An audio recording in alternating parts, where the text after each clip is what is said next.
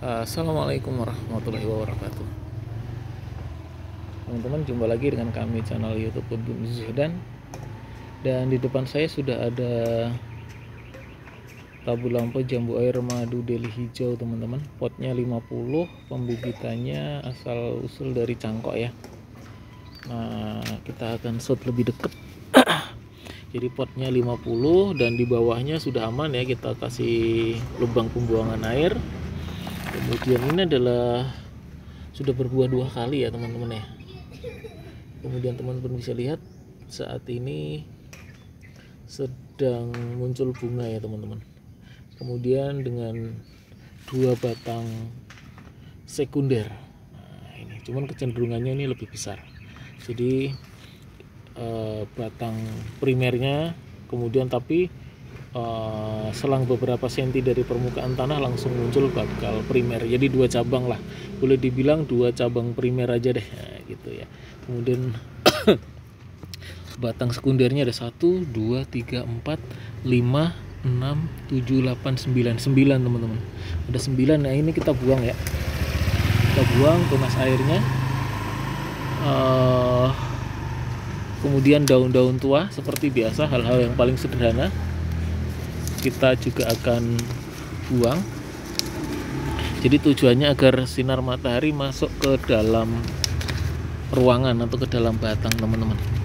Jadi bagian dalam itu kita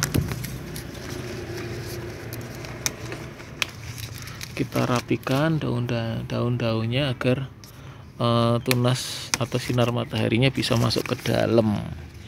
Sebenarnya sih ceritanya seperti itu. Jadi jambu air itu salah satu karakternya adalah dia bisa berbuah atau berbunga dari batang ya teman-teman, lebih cepat, tidak harus dari ujung.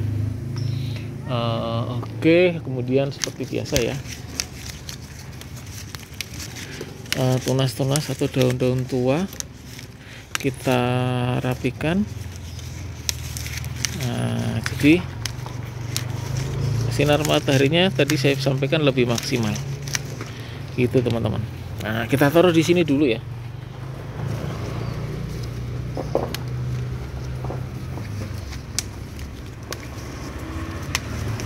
Sederhana sih teman-teman ya. Aman sih kalau udah pernah berbuah itu aman, maksudnya tinggal perawatan saja sih itu. Jadi kualitas bibitnya sudah terjamin. Nah, tinggal nyari perawatan agar kemudian kembali berbuah. Memang musim hujan ini tidak bisa dipungkiri membantu saya teman-teman dalam proses perkembangan vegetatifnya ya. Jadi cukup bagus perkembangan vegetatifnya ya.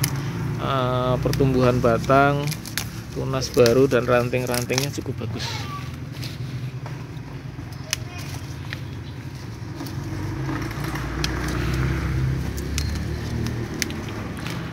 Oke. Nah, ini ke dalam nanti kita akan upayakan agar keluar teman-teman.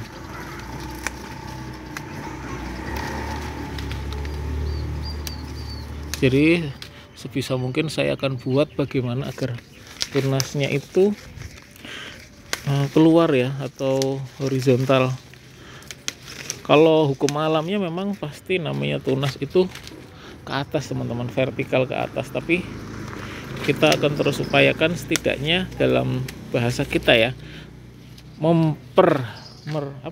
menghambat dalam tanda kutip ya, tafsirannya itu agar tidak terlalu vertikal banget, kemudian fokus ke batang, kemudian ke ranting. Nah, kemudian kalau udah seperti itu istilahnya memperceper gitu ya, membonsai, tapi tetap kita memperhatikan pertumbuhannya. Sehingga proses pembuahan itu juga akan terus berlangsung ya. Nah, ini kan ada tunas, jadi ini kita amankan tunas airnya. Ini hal paling sederhana teman-teman. Karena terlalu rimbun, yaitu tadi sinar matahari tidak masuk, nutrisi yang harusnya bisa membuat bakal buah baru akhirnya hanya fokus di pertumbuhan daun, ranting, dan seterusnya. Gitu teman-teman maknanya ya.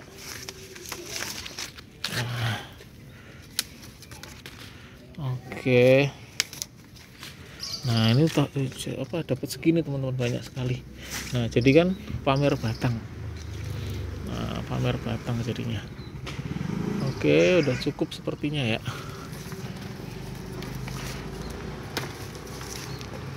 Nah seperti ini bisa dikatakan juga pembentukan percabangan ya, pembentukan percabangan. Jadi memang cangkok yang tadi yang kan cuma ada dua ya, satunya cenderung lebih vertikal atau lebih cepat pertumbuhannya karena memang dari sisi size batang juga terlihat ya lebih besar. Oke, kemudian kita lihat dari berbagai sisi agak miring teman-teman. Jadi sebenarnya rencana nanti ini kita pindah ke pot 60 ya, jika potnya tersedia, karena untuk madu deli hijau itu kita belum ada yang pot 60.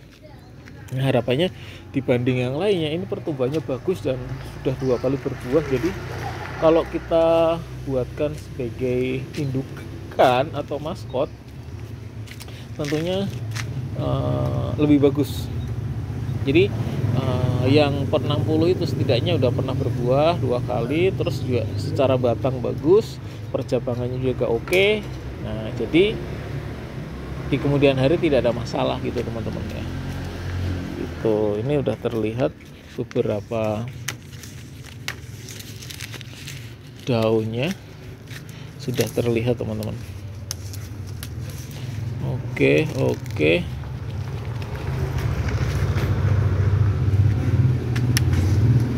Nah seperti ini ya.